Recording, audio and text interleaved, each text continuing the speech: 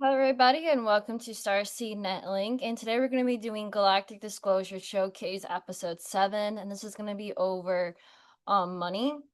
KAVi here, it has a lot more background into finance, and it has a lot more background into discussing a lot more about finance than I do. So he's going to essentially going to talk the entire video through to explain things a lot more better with when it comes to money in the financial system and how that connects to our daily lives. Yeah, so just a bit of my background. I don't want to spend too much time on it, but I got a degree, bachelor's degree in my minor was in financial advising. So that is essentially how to manage money, usually for wealthy individuals. Um, and so I had to learn basically in college all the, estate planning, trust planning, all these boring things, investment planning. Um, but yeah, some of these aspects that I'm going to describe today were really they're kind of considered fringe or conspiratorial. But when you have the background that I have, it's actually kind of how you legally avoid taxes and types of things like that, where you would have your assets placed in a trust, a private trust, and then you would not be subject to taxation in a public sense. So there's private law and public law. And so that kind of advice was that we'd advise clients over a 10 million net worth when I worked at Merrill Lynch with this type of advice. But if you were under 10 million net worth, that just wasn't available to you. So some of this stuff is coming from like high finance. Um, and then additionally, I also worked at Wells Fargo for a while. And while I was at Wells Fargo, they were involved in a scandal in the early 2000s where they were printing money off people's social security accounts and selling it to foreign investors. Well, I'll have you know that scandal actually kept on going. Um, Essentially, though, once they were sued for it publicly and there was all this public outcry, they simply renamed the program and continued on with it. So the program never ended. I was a part of that program. We printed like 150 million off my social security account and sold it to foreign investors. It's money that you're never ever going to get back. Who knows? I'm sure I could probably sue for it or something. But either way, once we finish this presentation, you're going to kind of understand that money is more gold and silver, and these Federal Reserve notes we have, and this credit system, and it is in a larger context, a subjugation system that runs the planet is really just a fallacy. It's fake. It's a house of cards in the highest order. Um, so yeah, that's kind of what I want to address here today, and let's get started. Oh, where's the next slide? There we go. Okay, so first thing we want to talk about legal versus lawful. So these are two separate systems. They're mutually exclusive. You're either one or the other. You cannot be both. Okay, so let's start with lawful. And these terms come from Black's Law Dictionary, which is, I have the first version from 1871, but there's like a seventh or eighth version now. This is your go-to for international law. So I recommend you, if you think I'm full of BS, that's great. Go look these up in Black's Law Dictionary. This is what you can take to any type of court and, have your way with them. But anyway, let's start with lawful. So lawful refers to law of the land. So we're looking at the Constitution here. We're looking at land-based rights. All right, and this is based on common law. So common law basically equates to, in quotes, if you cause a victim, you and the victim have the right to go to court if you wish to, right? So there's no victimless crime. There must be a victim, and that's called a tort. There must be a tort for anyone to be liable for this common law setup. All right. Lawful assumes that you're like a private citizen and you have your assets in a private trust. All right. So basically, when we talk about what we have here on the planet right now, we're not actually, the lawful has kind of been suspended. The separate side to lawful is legal, right? Legal is kind of, I'm going to go ahead one slide. Maybe we can go back a slide. Legal is the law of the sea, right? So not law of the land, it's law of the sea. So it's technically admiralty maritime law, right? So it's based on incorporating yourself. So as a corporation, you're not a living entity. And basically, when we had the Native Americans who had the law of the land, they essentially were kind of subjugated and taken over by this legal framework, which is what exists now. So when you have like police, these police report to a municipal court, right? And that's actually technically an administrative court, not a lawful court. So again, lawful versus legal. Your local court isn't quite lawful, it's legal, right? And so that means it's actually a corporate administrative body. So it's a corporation, right? So when the cop pulls you over, um, he's actually a corporate enforcer. He's not actually a lawfully elected common law sheriff. There are common law elected sheriffs, but they're kind of few and far between. There's one per county. So unless you get pulled over by that guy, you're getting pulled over by, in quotes, a fake cop. But anyway, all that I'm trying to say is these legal versus lawful entities are separate, completely separate. So your federal agencies, what you consider to be the government, what you consider to be a lawyer, someone who passed the bar exam, or the militaries, or the Federal Reserve, or your taxes. These are all legalities. They're legal entities. They're technically corporations, and you're involved in the corporate system.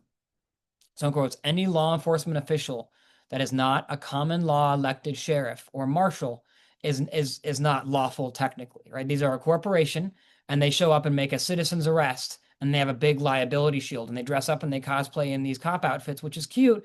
And now they look like militaristic, which is really scary. All the same, the FBI cannot raid your house without the local sheriff's permission, right? Because the FBI is a corporation and the corporation actually doesn't have jurisdiction unless you let it have jurisdiction. So when you get pulled over, if you never give the cop your ID, the cop actually can't do anything to you unless there's a victim. That's what I'm kind of getting at. These legal and these lawful frameworks are completely separate. Can I go back a slide? Cool. So when we speak of the usufructuary right here in the middle of the slide, so when the Native Americans lost control of the land, the Native Americans, their ownership was based on law of the land. So they had a matriarchy installed and they had these local councils and these local tribes. And that was all based on common law, right? So if there's a victim and there's a perpetrator, then you go face the council, you face the tribe, you face a tribunal, right? And often that would be a matriarchy in the past. When we kind of had the manifest destiny, the Native Americans were kind of booted off their land. What replaced that system was the corporate legal system. So again, there's lawful and legal. They're separate. They can never overlap, right? So the legal system was installed based on the usufructuary right. And that's kind of a big word, but usufructuary right is a legal term where you can have someone kind of guardian over the estate while the actual owner is incapacitated.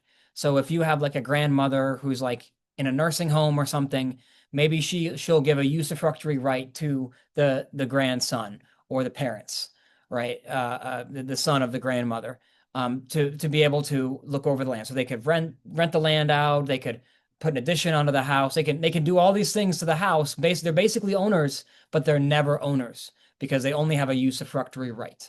So that usufructuary right is actually the complete basis for our legal framework. And so we had a lawful system with councils and law of the land and common law, right? If you got a victim, you go to court. And then basically we had the Native Americans kind of get manifest destiny kicked off their land, genocided, pushed away.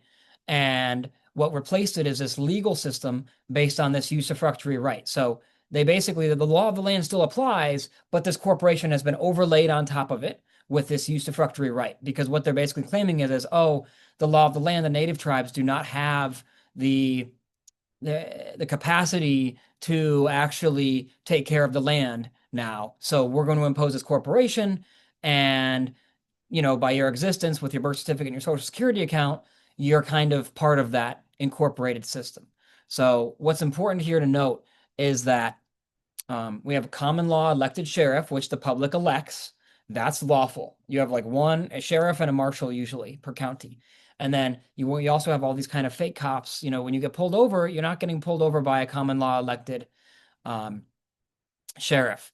So anyway, when you get pulled over, basically, if you just say, I'm not engaged in commerce, I'm just traveling, and you tell the officer you don't have a license, he really can't do anything to you. He can lie to you. He can try and tell you you're going to go get arrested and all these types of things. If he lays a hand on you or lays a hand on your vehicle, that's basically breaking and entering. And there's something called the stand your ground law. So you could actually legally just gun him down where he stood if he tried to enter your vehicle. So really these cops, these fake cops have no right ever unless you hand them your ID with your zip code and your all caps name, which we'll get into here. Your ID represents your straw man. But anyway, that's enough on cops. Let's move forward to your birth certificate and your social security number. So the majority of people in this country were born in a hospital. Um, okay, maybe it's whatever. That was the choice that was made when you were born. You didn't have to be born in a hospital, but you were. When you're born in a hospital, right, you're issued a birth certificate and a social security number. All right, these things are not necessarily required, right? You don't need to have a piece of paper that says you were born. You're sitting here, you're obviously born, right? So, what basically happened is to enforce this legal apparatus, this legal apparatus sitting on top of the law of the land, right? They have the usufructuary right, which took away the power from the Indians. They put in their legality system, their corporate system. And then basically, how would you, a living soul, interact in a corporate system? So a corporation is a dead entity. It can't own land. It can't vote. It can't have property. It can't breathe. It can't walk. It can't talk. So how do they make you, a living soul, right? A corporation. And that's with your birth certificate and your social security number. So basically, on your social security card, it reads your name in all capital letters. So all capital letters means corporation. That means you're incorporated. So your birth certificate and social security account make you, in quotes, chattel, which is cattle in French. So it basically incorporates you and treats you like a piece of cattle, a piece of corporate property. And you're actually, when you're born, right, you're delivered, right? So you're considered like lost at sea. You're like cattle, you're like property that was lost at sea, and oh, here you are coming into our corporate system. Let's help you out. That's kind of the legal basis they have for your birth certificate and your social security number. Um, so when we talk about your social security account, your KAVi trust, essentially that all caps name is called your straw man. So it's your corporate identity that allows you to interact in commerce on a corporate level. So you're a living soul. And then when you have your birth certificate and social security number, you're then incorporated. And then you're a living soul kind of posing, kind of becoming the trustee for this corporate account known as Andrew Joseph and Kava, which is your all caps name on your social security account, right? Um, and to define commerce, so when we're talking about commerce, we're talking about the exchange of notes, right? So if you're operating in a lawful standard, you're using gold and silver and you're using assets, using barter, you're using trading, right? There's no credit involved. You have the goods or you don't. Commerce and under the legal system is based on the exchange of notes. So that gets us into the US dollar. So right, when you hold up a US dollar, it says Federal Reserve note on it. So a Federal Reserve note is actually a debt note. And so in 1971, before 1971, all of the US dollars were actually silverbacks. They were backed by silver. They were silver certificates. So basically, it was an IOU for silver held at Fort Knox. Okay. After 1971, that ended. So now we are on this fiat currency standard, and all the nations across the world are on this fiat currency standard, which is a travesty. But basically, when you hold up your dollar, it says Federal Reserve note, so it's a debt note. And what is it backed by now? It's backed by the unpayable national debt, right? Our national debt is ballooning, it's huge. Basically, the government has had a, so-called legal government or whatever has had a unlimited printing press, and they just keep printing to fund this war and this conflict and this black budget. Who knows how much they're actually printing? So again, the US dollar is a debt backed by a debt. So it's an IOU backed by an unpayable IOU. So there's no assets involved. So when you're working for dollars, you're not really working as much. You're putting in fair work, yes, but you're not getting fair pay. You're getting a debt, an IOU backed by a debt, another IOU, both of which are largely unpayable, right? So anyway, when we talk about work, you're not quite working unless you're getting paid in gold or silver. So let's bring this back to kind of the commerce system. So let's say you get a paycheck or you receive a bill in the mail, or whether it's online or in the mail, it's kind of the same thing, right? Whenever you have something that involves your social security number and money, all receipts, all paychecks, all bills, these are technically bonds, right? So your dollar is actually a bond. The dollars you have in your pocket, your Federal Reserve, that's a bond 'cause it's a debt note, right? Any paycheck, any pay stub, any bill, these are all bonds as well, and they're actually written against your Social Security account.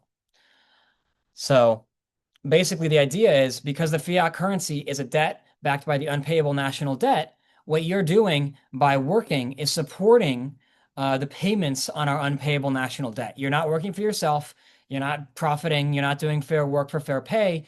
You're actually working for as kind of a slave, as a chattel piece of property in this corporate legal system for the debt itself. So you're a debt slave when you work. So I know that's a troublesome thing to hear, but so yeah. Anyway, let's move on here. When you were born in a more of an astral sense, right? I don't have the keys to this physically, but this is very much so the case. Kim Gogan speaks a lot to this. You can check her out on United News Network. Her General Intelligence Agency episodes are very helpful to this type of stuff. But when you were born, you actually were issued 13 million in gold, 13 million ounces in gold, if I'm not mistaken, and it's held in trust based on your frequency on an astral basis. So I know that's a lot to take in, but when you were born, you were entitled to 13 million in gold, 13 million ounces of gold. Okay. And so these credits are to help you learn your soul lessons on Earth and your Earth Soul Evolution School on Earth 606 here. So basically, you've always had a trust fund of 13 million ounces of gold. So when you were born in that hospital and they issued your birth certificate and your social security card, this incorporates you. And essentially, you sign away that gold to be in care of the government, right? So this legal system, this Federal Reserve system, this legality bullshit overlay on what is constitutional law, right? That essentially you give that gold, you're not giving it to them permanently, but the government is essentially in control of that. And so when you're issued a paycheck, when you're issued a bill, all these types of bonds, right, or U.S. physical dollars in the bill sense, those are all bonds written against your Social Security account, right? And your Social Security account are these just debt notes written against your 13 million in gold. So again, you're a living soul, you're endowed to this planet with 13 million ounces in gold. All right. And then basically, by giving your birth certificate and your social security card, you've allowed that gold to be held in trust by this legal system, this Federal Reserve, this fake government. And then basically, anytime you sign your name with your social security number, do a credit check, you do apply for a loan, you buy a house, you get a paycheck, you get a receipt from the store, those are actually bonds written against your name. Okay. Or written against the system that your name is part of, if you want to think of that. So anytime you're interacting with the system and you have any type of receipt, that is a bond written against you.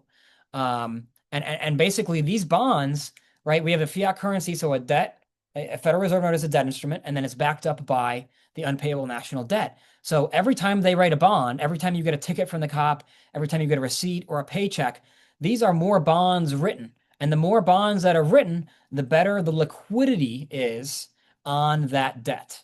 So the better the ability the government is to pay back the national debt when more of these bonds are written. That's why when you get pulled over by these fake cops, they always write you a ticket, even if you didn't deserve the ticket, even if there's no lawful basis for a ticket, they still write you the ticket, and they always push a ticket on you. They lie to you, they push a ticket on you because that's writing a bond against your name. And so they sell that bond from the municipal corporation posing as a police department up to the Fed. And so that generates income for them. So basically, all that's happening is when you sign your name on a credit inquiry for a house or a car or a credit card, you're essentially just drawing credit on your original 13 million in gold, right? And the way they do that is they write a bond, right? And they would call those bonds Federal Reserve notes, which is what the general public conceives to be money. It's not money. Money is gold or silver. So essentially, we're in a system where we have a lawful framework from the Indians. The Indians were taken over through the usufructuary right. They installed this legal apparatus, this corporate legal apparatus, and then basically they write these bonds against your name to service the national debt, which is largely unpayable and it keeps growing. So it's not a problem that can be solved. And the worst part is the government can kind of print these notes up as much as they want and fund whatever war they want to, and they call that the beast machine, right? So, the mark of the beast and everything, I would consider that to be the dollar in your pocket, right? So every time you're spending money or you're making money, you're really empowering the beast machine because they collect taxes on the back end. They have taxes on the business. There's taxes on every single good. They have all these laws and subsidies. You can only make this much oil. You can only farm this much. We'll give you a subsidy so you don't farm. All these types of distortions. These are all in support of the beast machine. If you look at the back of your dollar, there's a pyramid with an eye on it. That stands for the demiurge or the Leviathan. And essentially, these are satanic, dark elements that kind of run this realm. And they use, black magic, this money magic system to keep you enslaved. Most people really think that a dollar is money. No, money is gold or silver. It's specie. It's actual currency. What we have now are these debt notes written against your name. It's kind of against your will, but you agreed to have your birth certificate and your social security account, so they view that as consent. So it's a very sticky situation here. So let's talk about private versus public. So if you want to go private, so public is acting in this corporate, legal, administrative capacity, right? So if you're using your birth certificate and your social security account, you're acting in the public sphere, right? And it's in the corporate B system. You're using your birth certificate and your social and your strawman, your all caps name. When you're signing, you are printing bonds against your name, right? And the term for that is legal persons, right? Rather than we the people, right? So the Constitution refers to we the people, right? So you're just a people in a lawful sense, right? With the Indians before they were genocided, bound to the Constitution. And then we have this legal framework, which is the public arena, the public corporation arena. Okay. If you wanted to go private and go back to that original lawful framework where you're actually, you have common law and you have the Constitution, you have a lot more protections and rights there. Basically, what you would do is you'd put your assets in a private trust, right? And so there's private law and public law, right? And public law is dealing with the public corporation, and private law is dealing with you as a private citizen bound by the Constitution, bound by common law, which is really basically the same thing to universal law, which is basically if you hurt someone, then you have to answer for it, right? And so under private, you get full constitutional protections, and public, you don't. I'm not going to go into too much detail on this, but if you wanted to enter the private arena, what you would do is you'd put your assets in a private trust, and then you'd also, as part of that private trust, you'd also write a public trust.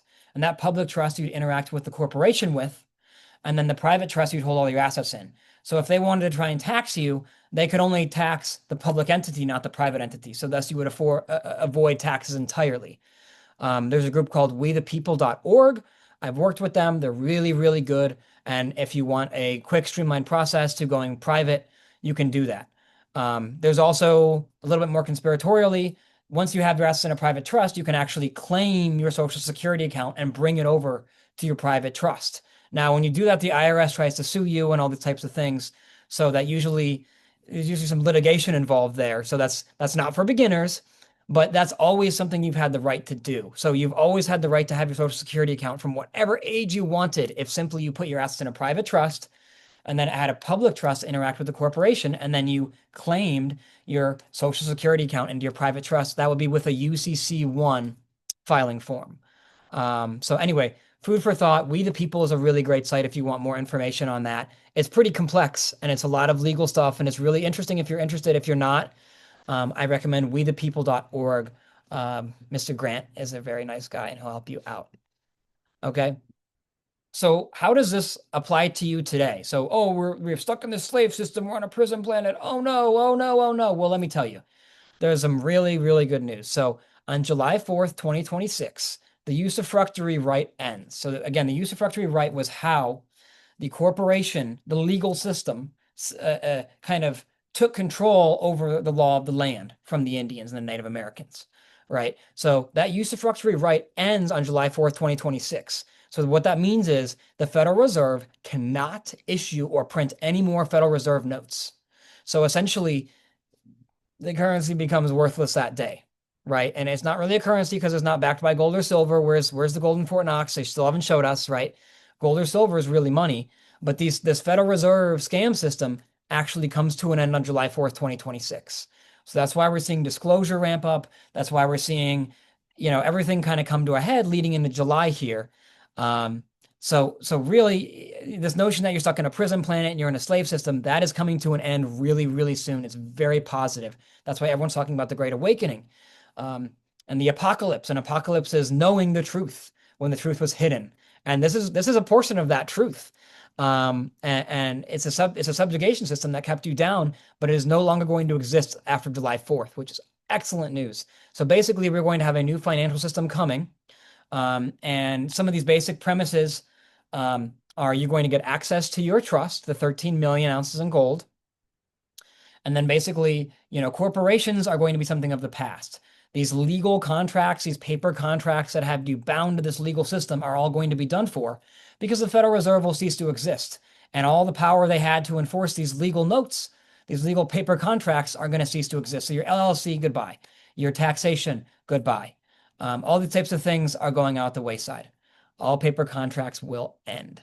All right. So as we ascend, as we move forward to this apocalyptic event, right, where we go from knowing very little and being stuck in like a prison planet slave system, subjugation system, working for these dollars for the all-seeing eye on the back of your dollar, to going back to the common law of the land, rule, not really ruling, but guardianship over the land via councils, we're going to actually come to know all the truths about what it really is to be someone living in this time matrix, right? So as we ascend, we're going to get access to our telepathy.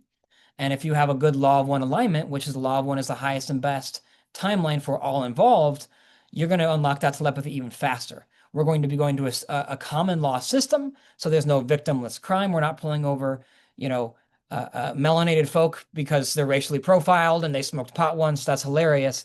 You're not hurting anyone with that pot, are you? If you did hurt someone with that pot, then you and the victim would have a right to go to court. They'd have a right to go to their local step council. They'd have a right to go to their local tribe, however you want to think about this. And we're moving towards a system of step councils. So on other, like the Pleiadians and the Syrians, all these highly advanced ET species use what's called step council. So they have telepathy and they have step council. So if you have an issue, you just go to your local step council. And then there's also, federated step councils and then like a high council. And that's how everything is done. It's all done by council. So in a sense, it is kind of direct democracy, but it's also it's based on the law of one. If you have an ascended society, so law of one will be the highest and best good for all. So that's what we're really moving towards. If you're governing by the highest and best for all, then if you have two parties who are in a conflict, all you do is figure out what's going on between the two of them, and you get the highest and best outcome for all. So none of this is hard. You don't need thousands of law books and legal books and all this bullshit. It's just basically the law of one. And that trickles down to common law, that trickles down to law of the land, and guardianship of the land via step councils rather than this draconian legal system. So no more working to eat, no more working for a place to live, right? What was it? St. Paul, you work before you eat. That's a fun quote. That's called slavery. Okay. So all that is coming to an end soon. So, fun story, when I worked at Wells Fargo in Houston, I was in their trust department, which is a fun name. I was a securities analyst. And basically, we went into my social security account. And with the bank there, the bank has some special rights. And then they actually opened a trust in my name. And then we just printed $150 million off my social security account. My social Which we definitely want the money back. Well, all the same, the system ends here soon, so I'm not really too worried about it. That would have been helpful, right, when I was working the past few years, right? But essentially we sold that to foreign investors. And so this was, I was researching these types of things back then, and I knew about it from a trust point of view based on my degree from Texas A&M in financial advising. I knew the trust component, but this was actually proof in real life. So I signed the documents, used my all caps name, and I went to my boss and I asked, how the hell did we just print 150 milli off my social security account? Do you have a money printer somewhere? What is this? And they basically said, well, technically you're a corporation and it's all capital letters and blah, blah, blah. Don't worry about it. Don't worry about it. Don't worry about it. And they tried to give me a promotion, is basically how it went. And the notion with that account is I would have gotten like 0.1% fee on the account every 6 months. And that was my payoff. That was my bribe. So I ended up quitting that job when I kind of realized what a scam that was. And at that job, they were hiring like 10 to 15 people a week and trying to pull these scams on every single person. So, and people were quitting at a retention rate of 80%. So everyone was just quitting that job because they realized it was a scam. Um, So yeah, this stuff Yeah, is, so like people would get hired and then they would try to scam money off of their social security number. yep. And then they'd pay, I was getting paid $16 an hour in 2021, which is a very bad pay rate. I was making almost double that at Merrill Lynch previously. So, scam up and down. I wouldn't trust Wells Fargo at all. I wouldn't trust any of these so-called banks. They're not banks at all. All right, they're not Yeah, banks. They're money changers from the I Bible. cannot believe that they stole that money, that much money from you. Well, the worst part is I didn't necessarily steal it. I signed the papers. They just wrote bonds against my name with my signature, right? So that's how draconian this system is. It's very easy to get kind of taken advantage of. Even someone who knew better, like me, still got taken advantage of. So this stuff is 144% true, all right, for the 144 code, all right. But it's really a hidden in plain sight type of thing. So it's very insidious, and it's a subjugation system.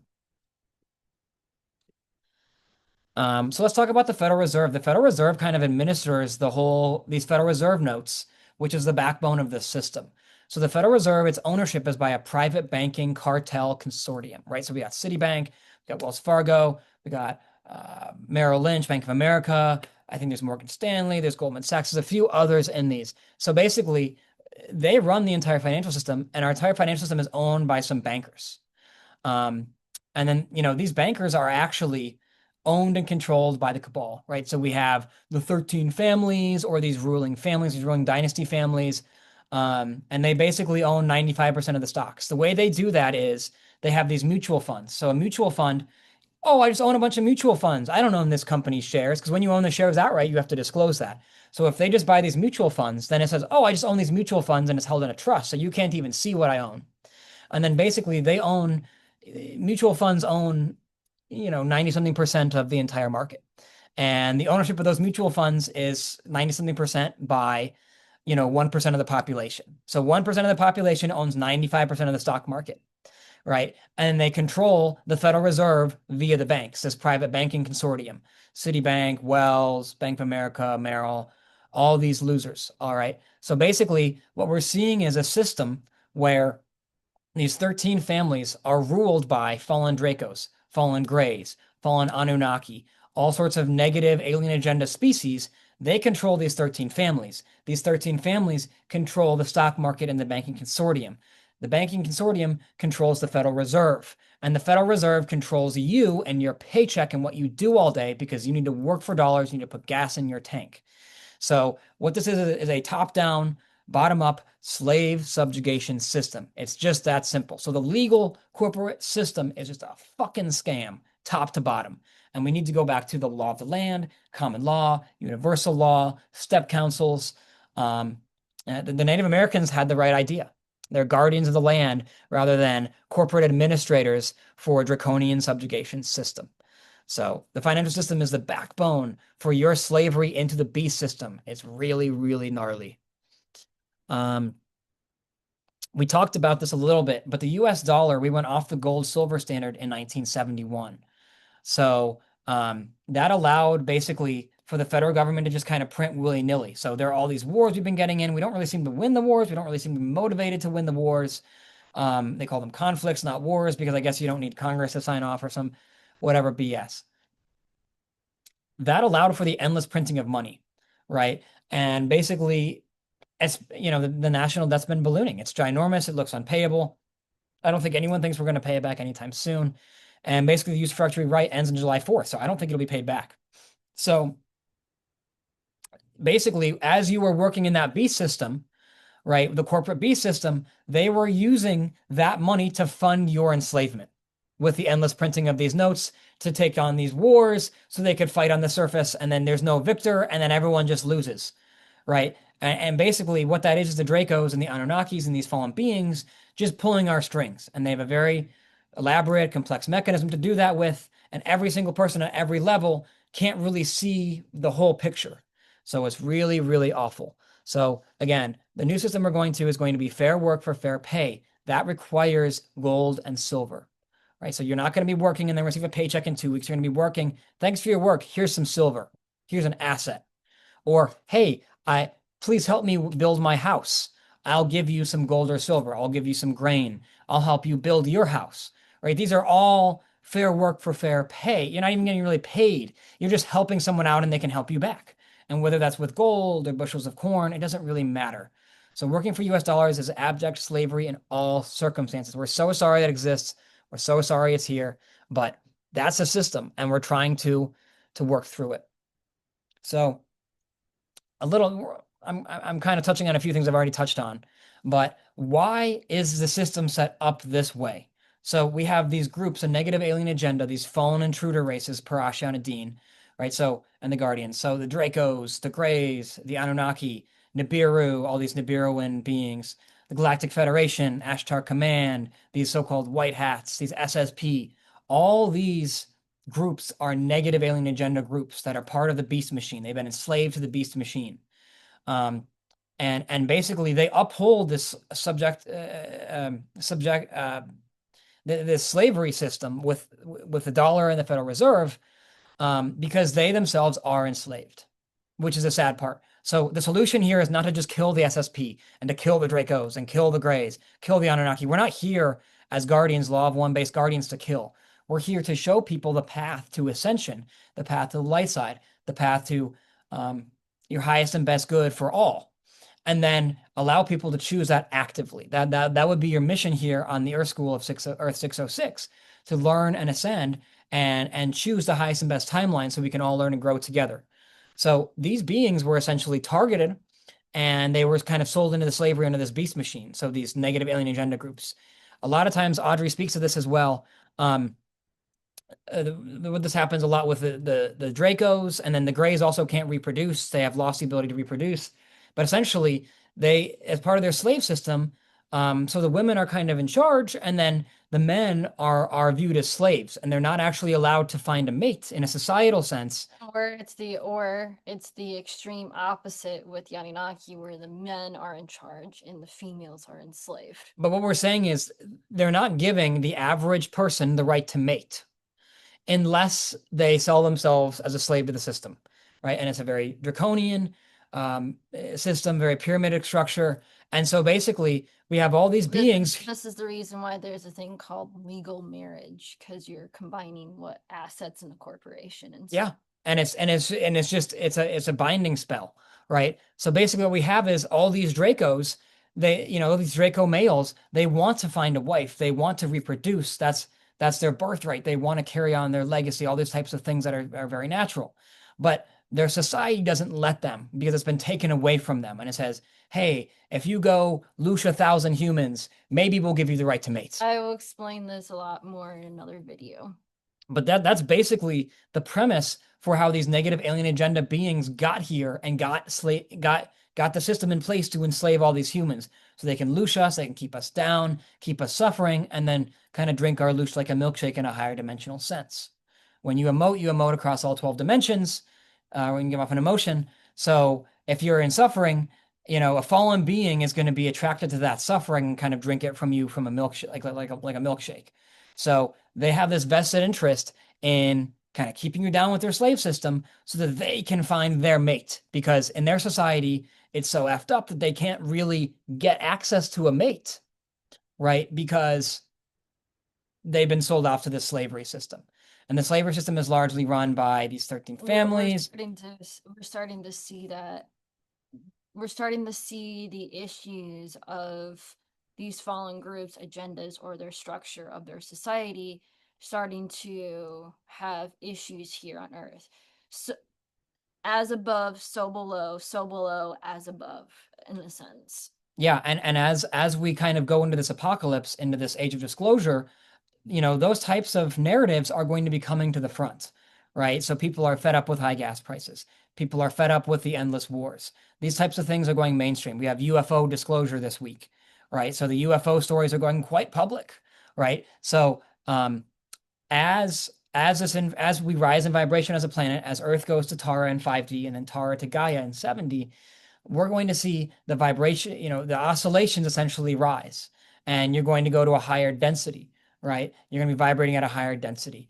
And so, what we have to remember here is these fallen intruder races have lost their connection to source, right? Because they lost their ability to mate, they lost their ability to have a wife and a loving relationship. or a mate, however you want to think, partner, however you want to think about that. And then basically they were sold into slavery, and then they came here to Earth and have done slave fuck shit to the planet, right? So those beings have been so far away from source, they've lost all connection to source. And in terms of the Greys, they can't even reproduce anymore. In terms of the Dracos, they're not allowed to reproduce because they have to, loosh 1 million humans or whatever their quota is, right? So these are fallen beings who've lost connection to source. And we're all here together. We're in a planetary quarantine. The goal here now is between now and 2030, we need to kind of get together. We need to start talking about the law of one, the highest and best timeline for all, and reconnect to source and ascend, right? There are going to be people who choose not to. That's their choice, free will choice. All the same here. If you're getting on that train before 2030, you're getting on the ascension train, you're going to have to align yourself with source.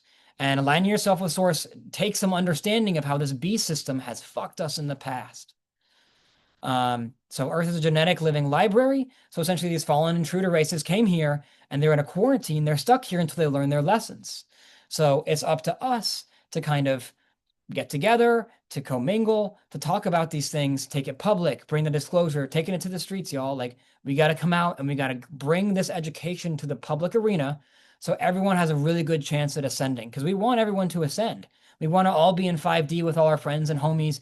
These negative alien groups, they've been enslaved. We want the fallen Dracos and the fallen Greys and the fallen Anunnaki, that's in the Nibiru, these Galactic Federation, these Ashtar Command goons, SSP goons. We want them all to transmit their negative karma, release them back to natural source, and then ascend with us, right? So we're all in this together. We're all working towards the ascension path. So education is really important. I hope you guys really liked what I said about the financial system and the money system. So in review, sovereignty, not saviors, right? We got this system, this legal system that's bullshit, overlaid over the lawful constitutional based law of the land system. That legal system loses its right to operate on July 4th, 2026. So the corporation is unable to exist functionally.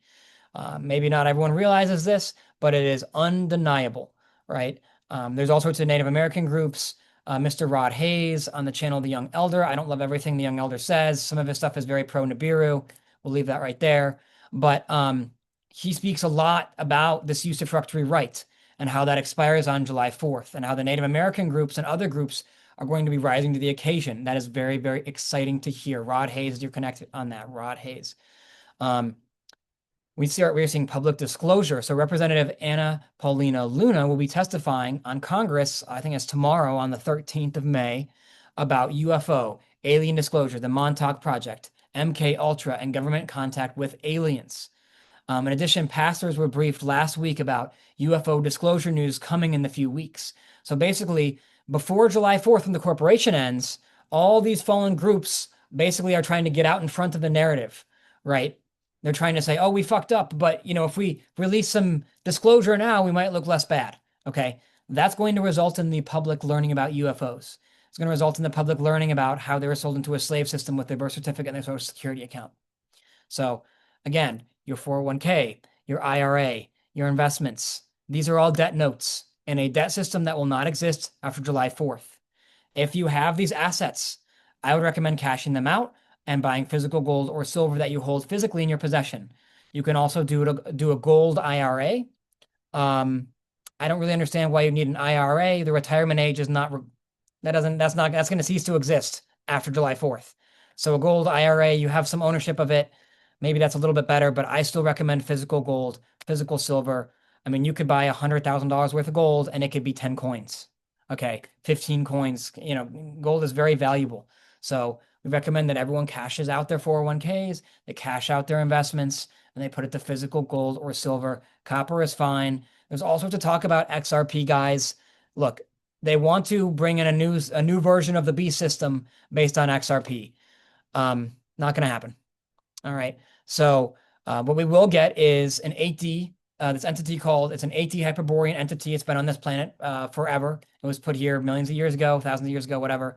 You can research this more. Kim Gogan speaks a lot about this. This administrator is an 8D entity, and it will be in charge of administering your 13 million in gold to you as your trust, and then allowing you to spend against that. So we're going to go to a system where this Hyperborean 8D entity called the administrator will be administrating all these things. We're not going to XRP. It's a nice idea. It's a cute thought. If you're learning and growing, maybe XRP seemed really feasible to you at some time. I made a bunch of money trading it. It's just not going to happen. So the SSP goons are talking about XRP to try and get you to buy XRP, and then they're going to sell the price down and take your money. So physical gold, physical silver. Um, if you can't get your money out in time, it's not a big deal. You have a trust fund with 13 million ounces of gold. That's more than you'll ever need. And we're all going to get that back. So we're all going to be on an even playing field. So we're going to just go into a society where you're not working for food, you're not working for rent. You have all those things already, right? So we've got a lot of good things to look forward to going forward. I think is a slideshow finished? Yeah, that's my last slide. Audrey, did you have anything to say about this? So one of the things I'm going to say is in order to protect this video on YouTube, Yeah, none of this is financial advice. None of this is medical advice. None of this is legal advice. Do this your is own this research. is pure entertainment. This is pure speculation for YouTube guidelines and stuff in order to protect this video. Yeah, I I just agree want with to that. say thank you so much, KAVi, for coming on and explaining the financial system a lot better than I can, who has a lot more experience with this than I do. And hopefully this answers a lot of people's questions. If not, please leave all your questions and comments below, and we'll try to answer them on Sunday for our live stream for our Q&A for this week. Yeah, and any and all questions, positive feedback, negative feedback, you have a crazy story you want to share, go right ahead. We'd love to hear it. My YouTube channel is Lord_KAVi777. I'm just getting started, so if you want to go over there and subscribe, I hate asking for stuff like that, but I'd love to get that subscriber account up. I put out a bunch of other videos on meditation that Audrey doesn't do. So a lot of my stuff is from the Guardians from dimensions 12 through So 15. so the way that we're describing it is like my channel is more like high school type of information and his is more like college information. Yeah, and it's mostly content from, Law of One based Guardians from dimensions 12 through 15. So these beings experience no polarity, and so they're telling you kind of the ascension path.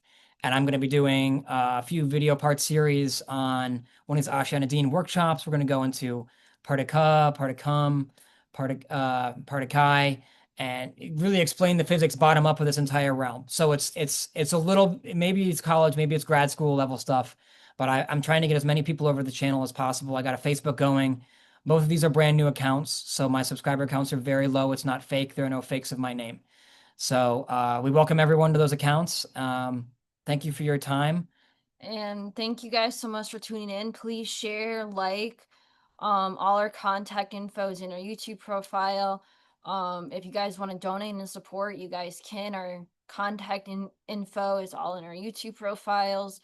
We both do session work as well. If you want to do some session work with me or Audrey, we're or you always available. some coaching work with us, Yep. we're totally open.